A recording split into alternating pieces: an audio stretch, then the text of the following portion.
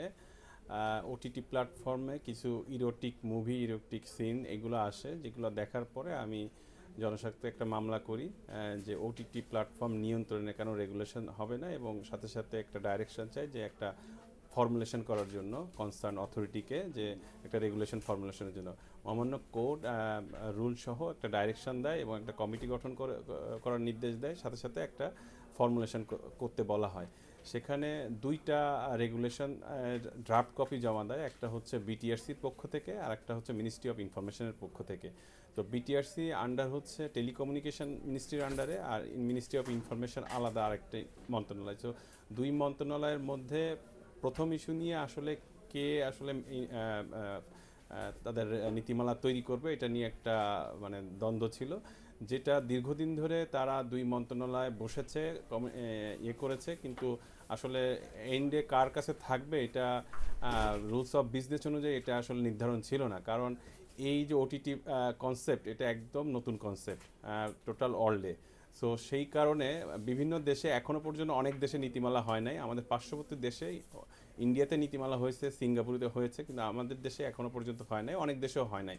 তো আমাদের দেশে যে দুইটা মিনিস্ট্রি নিয়ে কনফ্লিক্ট, সেই কনফ্লিক্টের আজকে মোটামুটি বলা যেতে পারে যে অবসান হয়েছে। কারণ ডিসেম্বরের 2 তারিখে একটা প্রজ্ঞাপন জারি করে মিনিস্ট্রি অফ ইনফরমেশন, যেখানে দেখা যায় ফিল্ম, ড্রামা এবং অনলাইনের যত ধরনের কন্টেন্ট আছে সেটা মিনিস্ট্রি অফ ইনফরমেশন নিয়ন্ত্রণ করবে বা তাদের মধ্যে সংযোজিত হবে। সেক্ষেত্রে এটা বলা যায় যে মিনিস্ট্রি অফ ইনফরমেশন এই নীতিমালা বা ওটিটি প্ল্যাটফর্ম সম্পর্কিত যত কার্যক্রম সেটা তারাই নিয়ন্ত্রণ করবে। এখন কথা হচ্ছে যে নীতিমালাটা কবে হবে, কার নীতিমালা হবে। মহামান্য কোর্ট আজকে যেটা বলেছে, বিটিআরসি এবং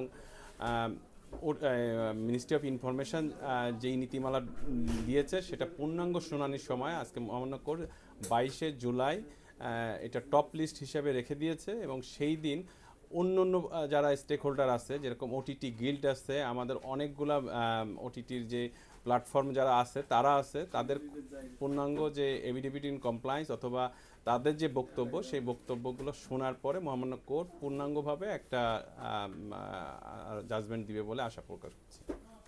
এই যে আর আজকে জানালো যে তথ্য মন্ত্রণালয় এটা নিয়ন্ত্রণ করবে, এতে আপনি পিটিশনার, আপনার কাছে কি মনে হয়েছে ঠিক আছে, বা আপনার ইন্টারেস্টটা কোথায়? আমার ইন্টারেস্টের জায়গা কোন মন্ত্রণালয় রেগুলেশন করছে এটা সম্পূর্ণ সরকারের ব্যাপার, এটা নিয়ে আমার কোনো ধরনের কোনো মানে ইয়ে নাই। কিন্তু এইটা হচ্ছে কিনা এটা হচ্ছে আমার কনসার্ন। অর্থাৎ এইখানে হিউজ পরিমাণ টাকা আমাদের সরকার রেভিনিউ হারাচ্ছে, কারণ ওটিটির কোনো রেগুলেশন না থাকার কারণে নেটফ্লিক্স, অ্যামাজন এদের নিয়ন্ত্রণ কোনো বডি নাই, যার ফলে তাদের যে নিয়ন্ত্রণ করা এবং আমাদের যে এখন যে ডলার সংকট, এগুলো কিন্তু সব ইন্টারন্যাশনাল প্ল্যাটফর্ম। সো ওদের কাছ থেকে যদি সরকার রেভিনিউ নিতে চায়, তাহলে মানে প্রপারলি নিতে চায়, তাহলে তাদেরকে একটা রেগুলেশনের মধ্যে আসতে হবে। সাথে সাথে আমাদের যে মানে সংস্কৃতি বা কালচারাল যে রাইট আমাদের, সেই রাইটটা যাতে ওখানে প্রিভেল করে। অর্থাৎ এই যে আমরা আমাদের ছেলেমেয়েদের জন্য যেই ধরনের কন্টেন্ট তৈরি করা যায়, এবং এখানে আমাদের কোনো এজ রেস্ট্রিকশন ছিল না যে কোন বয়সে কোন ছবি কে দেখতে পারবে। সো সবগুলো যদি নীতিমালার মধ্যে আসে, তাহলে আমার মনে হয় যে আমার সংক্ষিপ্ততা ছিল এইখানেই। তো যদি কে করলো এটা আমার বিষয় না, মানে গভর্নমেন্টের যে কোনো অর্গানাইজেশন করতে পারে, কিন্তু নিয়ন্ত্রণ কিভাবে হচ্ছে, কোন নীতিমালায় হচ্ছে, সেটাই হচ্ছে আমার কনসার্নের জায়গা।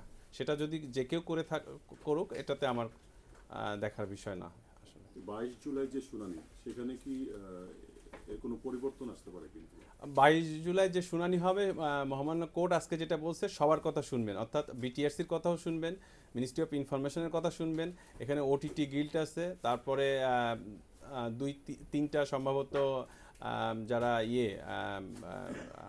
টেলিফোন অপারেটর আছে, তাদেরও নিজস্ব প্ল্যাটফর্ম আছে, তারাও আছেন। সো সবার কথা শুনবেন। আমি পিটিশনার হিসেবে আমার যদি কোনো বক্তব্য থাকবে, আমাকেও বলা হয়েছে যে আপনার বক্তব্যটাও আপনি লিখিত আকারে ওই দিন দিবেন।